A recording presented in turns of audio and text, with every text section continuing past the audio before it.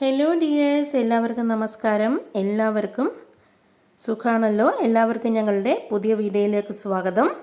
അപ്പോൾ ഞാൻ ഇന്നിവിടെ എന്താ ഉണ്ടാക്കാൻ പോകുന്നതെന്ന് കണ്ടാലോ. ഞാൻ ഇന്നിവിടെ ഈ സോയ ചങ്ക്സ് കൊണ്ട് സോയ കീമ മസാലയാണ് ഉണ്ടാക്കാനായിട്ട് പോകുന്നത്. അപ്പോൾ ഇന്ന് ജൂലൈ 8 മൺഡേ ആണ്.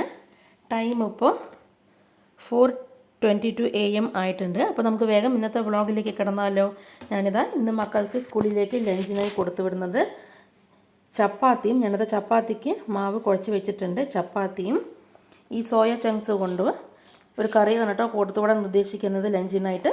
സോയ ചങ്ക്സ് കീമ മസാലയാണ് ഞാൻ ലഞ്ചിനായിട്ട് ചപ്പാത്തിയുടെ കൂടെ മക്കൾക്ക് കൊടുത്തു വിടുന്നത്. അപ്പോൾ നമുക്ക് ഈ കറി ചപ്പാത്തിക്കും പൂരിക്കുമെല്ലാം നല്ല കോമ്പിനേഷൻ ആയിരിക്കും കേട്ടോ. അപ്പോൾ എല്ലാവരും ഇത് വീട്ടിൽ ട്രൈ ചെയ്ത് നോക്കുക. ട്രൈ ചെയ്ത് നോക്കിയിട്ട് നിങ്ങളുടെ ഫീഡ്ബാക്ക് എന്താണെങ്കിൽ ഞങ്ങൾ കമൻറ്റ് ബോക്സിൽ അറിയിക്കാൻ മറക്കരുത് കേട്ടോ. അപ്പോൾ നമുക്ക് സോയ ചങ്ക്സ് കീമ മസാല ഉണ്ടാക്കാനായിട്ട് ആവശ്യമുള്ള സാധനങ്ങൾ എന്തൊക്കെയാണെന്ന് നോക്കാം. അതിന് മുമ്പ് ഞങ്ങളുടെ പുതിയ വീഡിയോയിലേക്ക് എല്ലാവർക്കും സ്വാഗതം. അപ്പോൾ സോയ ചങ്ക്സ് കീമ കറി ഉണ്ടാക്കാനായിട്ട് ഞാനിതാ 1 കപ്പ് സോയ ചങ്ക്സ് എടുത്തിട്ടുണ്ട്. ഇതാ വലിയ സോയ ചങ്ക്സ് 1 കപ്പ് എടുത്തിട്ടുണ്ട്. നിങ്ങൾ ഗ്ലാസ് അളവിൽ എടുത്താലും കുഴപ്പമൊന്നുമില്ല. വീട്ടിലുള്ള സാധാരണ ഗ്ലാസ്സിൽ അളന്നെടുത്താലും കുഴപ്പമൊന്നുമില്ല. 1 കപ്പ് സോയ ചങ്ക്സ് ഞാൻ എടുത്തിട്ടുണ്ട്. പിന്നെ ഞാൻ എടുത്തിട്ടുള്ളത് 1/2 കപ്പ് ഗ്രീൻ പീസാണ്. ഞാനിവിടെ ഫ്രോസൺ ഗ്രീൻ പീസാണ് കേട്ടോ യൂസ് ചെയ്യുന്നത്. നിങ്ങൾ സാധാരണ ഗ്രീൻ പീസാണ് ഉപയോഗിക്കുന്നതെങ്കിൽ അത് നന്നായി ക്ലീൻ ചെയ്തെടുത്ത ശേഷം വാഷ് ചെയ്തെടുത്ത ശേഷം ഒരു 8 മണിക്കൂർ വെള്ളത്തിൽ കുതിർത്താൻ വെച്ച ശേഷം കുക്കറിലിട്ടിട്ട് ഒരു 3 വിസിൽ എടുത്ത ശേഷം മാത്രം ഉപയോഗിക്കുക കേട്ടോ. ഞാനിവിടെ ഫ്രോസൺ ഫ്രഷ് ഗ്രീൻ പീസ് ആയ കാരണം നേരിട്ട് ചേർത്ത് കൊടുക്കാനാണ് പോകുന്നത്. പിന്നെ ഞാൻ എടുത്തിട്ടുള്ളത് ഒരു മീഡിയം സൈസ് തക്കാളിയാണ്.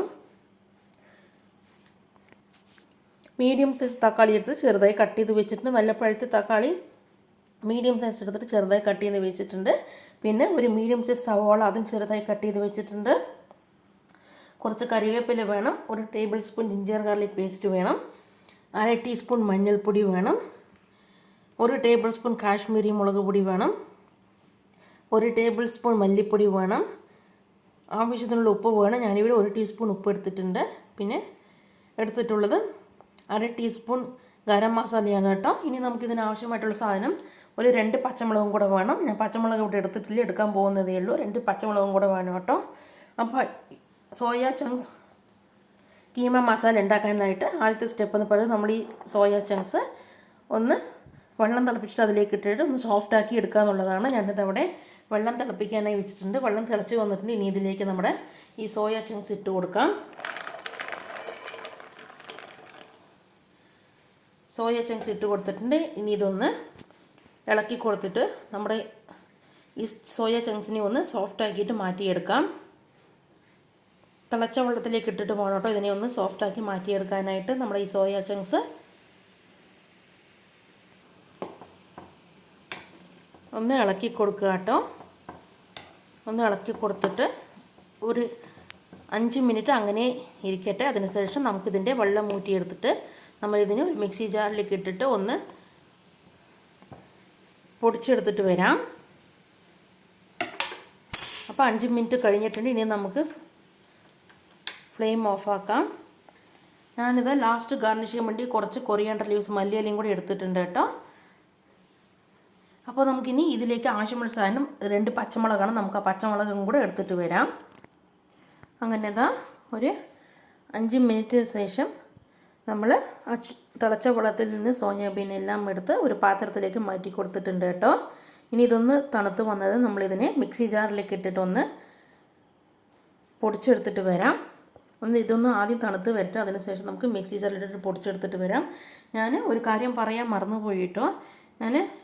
നമ്മുടെ ഈ സോയ ചങ്ക്സ് കീമ മസാലയ്ക്ക് ഒരു സാധനം കൂടെ ആവശ്യമായിട്ടുണ്ട്. അത് എന്തൊക്കെയാണെന്ന് നോക്കാം. ഞാനിവിടെ 4 ഗ്രാമ്പ്, ഒരു ചെറിയ തുണ്ട് പട്ട, 4 ഏലക്ക, പിന്നെ 1 ടീസ്പൂൺ കസ്കസും കൂടെ എടുത്തിട്ടുണ്ട് കേട്ടോ. നിങ്ങളുടെ കയ്യിൽ കസ്കസ് ഇല്ല എന്നുണ്ടെങ്കിൽ പട്ടയും കരാമ്പും ഏലയ്ക്ക് മാത്രം ചേർത്ത് കൊടുത്താലും മതിയാവും. ഞാനിത് നേരത്തെ ഇതെല്ലാം ഈ ഇൻഗ്രീഡിയൻസ് എല്ലാം പറയുമ്പോൾ ഇത് പറയാൻ വിട്ടുപോയിരുന്നു. അപ്പോൾ അത് മറന്നുപോയതാണ്.